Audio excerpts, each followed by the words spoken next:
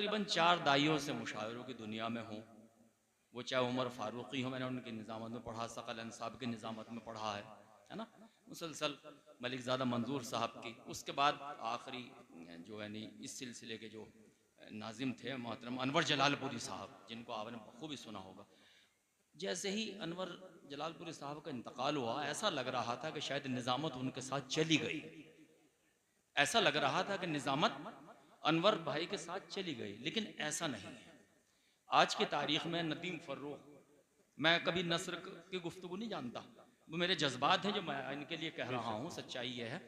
नदीम फर्रुख जैसे ही इस मैदान में आए, निज़ामत के मैदान में, तो लगा कि नहीं, एक एक नई आवाज निज़ामत की दुनिया में नदीम फर्रुख की शक्ल में उभर के, मैं उनको मुबारकबाद पेश करता हूँ। जो खला अनवर भाई के बाद महसूस होने लगी थी, उस खला को इन्होंने नदीम फर्रुख भाई ने पूर्ण किया, तो मैं उनको मुबारकबाद पेश करता हूँ। जहां आज की तारीख में ये सफ़े अव्वल के नाजिम हैं, ये बहुत अच्छे शायर भी हैं।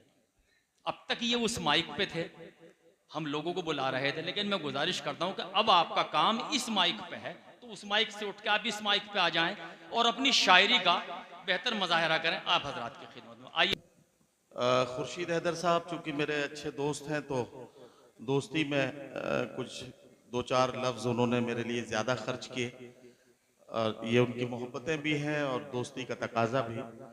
लेकिन आप तो ये मान लीजिए कि मधुकर शहदाई साहब ने और चेयरमैन साहब ने, नगर पालिका परिषद गोला गोकर्णनाथ ने जिस जिम्मेदारी के लिए मुझे बुलाया था, वो काम तो मैं अपना कर ही रहा था, और मुझे यकीन है कि आपकी आंखों की चमक बता रही है कि शायद रिज़्क हलाल हो भी चुका था।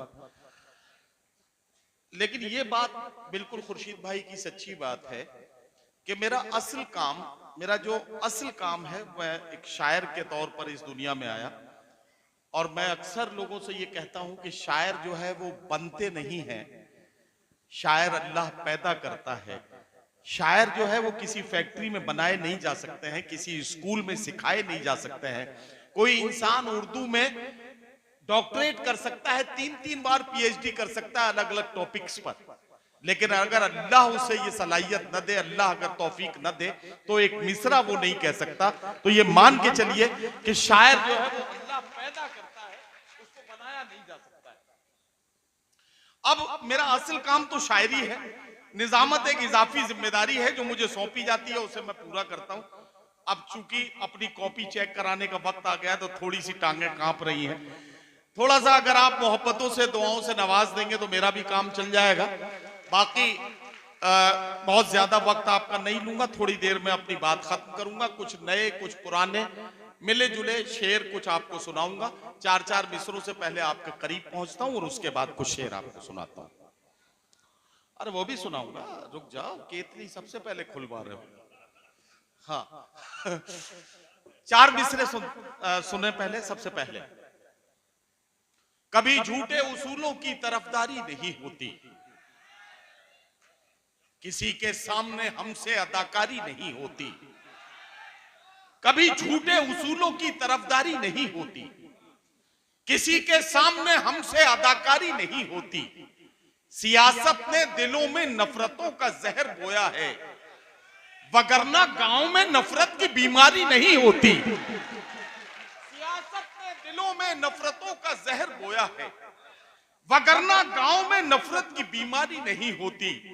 अमीरे शहर बिकने पर बहुत मजबूर करता है, मगर खुशबू मेरी गजलों की दरबारी नहीं होती। मगर खुशबू मेरी गजलों की दरबारी नहीं होती।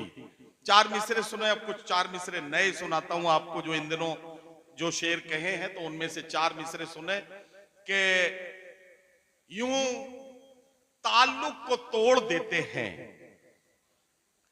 यूं ताल्लुक को तोड़ देते हैं, हंस के बातों को मोड़ देते हैं।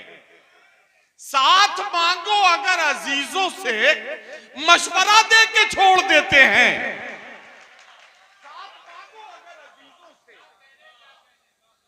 साथ मांगो अगर अजीजों से, मशवरा दे के छोड़ देते हैं। मशवरा दे के छोड़ देते हैं। ये 4 मिसरे और सुने, इन दिनों ताजा जो हुए हैं यूं ताल्लुक को तोड़ देते हैं, हंस के बातों को मोड़ देते हैं। साथ मांगो अगर अजीजों से, मशवरा दे के छोड़ देते हैं, मशवरा दे के छोड़ देते हैं। चार मिसरे और सुने कि धड़कन पे भरोसा है, न सांसों पे यकीन है। धड़कन पे भरोसा है, न सांसों पे यकीन है। सर पर है फलक, इसलिए पैरों में जमी है। धड़कन पे भरोसा है, न सांसों पे यकीन है। सर पर है फलक, इसलिए पैरों में जमी है। हम कैमरे को देख के हो जाते हैं मुहतात, रब देख रहा है हमें एहसास नहीं है। हम कैमरे को देख के हो जाते हैं मुहतात, रब देख रहा है हमें एहसास नहीं है। हम अपने आंसुओं को इस तरह प्यारा समझते हैं, कभी जुगनू समझते हैं, कभी तारा समझते हैं। फटे चिथड़ों में तन ढकने की कोशिश करती रहती है वो बेचारी जिसे हम लोग आवारा समझते हैं। फटे चिथड़ों में तन ढकने की कोशिश करती रहती है वो बेचारी जिसे हम लोग आवारा समझते हैं। इबादत की तरह एक एक सिलवट पढ़ते रहते हैं। हम अपनी माँ की पेशानी को सीपारा समझते हैं। हम अपनी माँ की पेशानी को सीपारा समझते हैं। अब एक गजल का मतला दो तीन शेर शुरू करता हूं, और वो ये कि आदमियत का निगहबान बनाने के लिए, आदमियत का निगहबान बनाने के लिए कोई दरवेश हो सुल्तान बनाने के लिए। तेरी तस्वीरें लगा रखी है दीवारों पर, मैंने कमरे को परस्तान बनाने के लिए। तेरी तस्वीरें लगा रखी है दीवारों पर, मैंने कमरे को परस्तान बनाने के लिए। मैंने कमरे को परस्तान बनाने के लिए। मेरी किस्मत कि यह दुनिया मुझे पहचानती है। लोग मर जाते हैं पहचान बनाने के लिए। मेरी किस्मत की यह दुनिया मुझे पहचानती है। लोग मर जाते हैं पहचान बनाने के लिए। तेरे बख्शे हुए जख्मों पे नमक डाल दिया अपनी तन्हाई को लोबान बनाने के लिए। तेरे बख्शे हुए जख्मों पे नमक डाल दिया अपनी तन्हाई को लोबान बनाने के लिए। एक नई गजल शुरू कर रहा हूं। इन दिनों जो नई गजल हुई है, एक पुरानी एल्बम निकली जब मेरी अलमारी से। अब नौजवानों आपकी जिम्मेदारी ज्यादा है। एक पुरानी एल्बम निकली जब मेरी अलमारी से, कितने चेहरे मिलने आए मुझसे बारी बारी से। एक पुरानी एल्बम निकली जब मेरी अलमारी से, कितने चेहरे मिलने आए मुझसे बारी बारी से। अब की बार हवाओं के भी तेवर बदले बदले हैं। अब की बार हवाओं के भी तेवर बदले बदले हैं। अब की बार पतंगे भी उड़नी है नई तैयारी से। अब की बार पतंगे भी उड़नी है नई तैयारी से। अब की बार पतंगे भी उड़नी है नई तैयारी से। इन दिनों जब मैं ये गजल कह रहा था तो एक हादसा ये हुआ कि मेरे एक शायर दोस्त, उनकी बीवी ने उनसे तलाक ले ली जबरदस्ती, और उसके बाद कुछ दिनों के बाद उन्होंने एक नया निकाह, अब पता नहीं इद्दत के बाद किया या इद्दत के दौरान कर लिया या बाद में किया, अल्लाह जाने कब किया। वो ऐसा जब चल रहा था तो बाद में पता चला कि वो तलाक लेने की वजह उनका नया इश्क था। तो मैंने कहा भाई ये तो मेरी गजल के लिए एक मुझे मजमून मिला, और मैंने वहां से ये गजल का शेर का, ये गजल चल रही थी तो उसी दौरान ये हुआ। एक पुरानी एल्बम निकली जब मेरी अलमारी से, कितने चेहरे मिलने आए मुझसे बारी बारी से। तुमको अगला इश्क मुबारक, तुम्हें मुबारक नया विसाल। तुमको अगला इश्क मुबारक, तुम्हें मुबारक नया विसाल। मेरा क्या है मैंने रिश्ता जोड़ लिया बेजारी से। मेरा क्या है मैंने रिश्ता जोड़ लिया बेजारी से। मेरा क्या है मैंने रिश्ता जोड़ लिया बेजारी से। और ये आखिरी शेर और सुने कि सफर बुलंदी की जानिब है तो फिर इतना ध्यान रहे।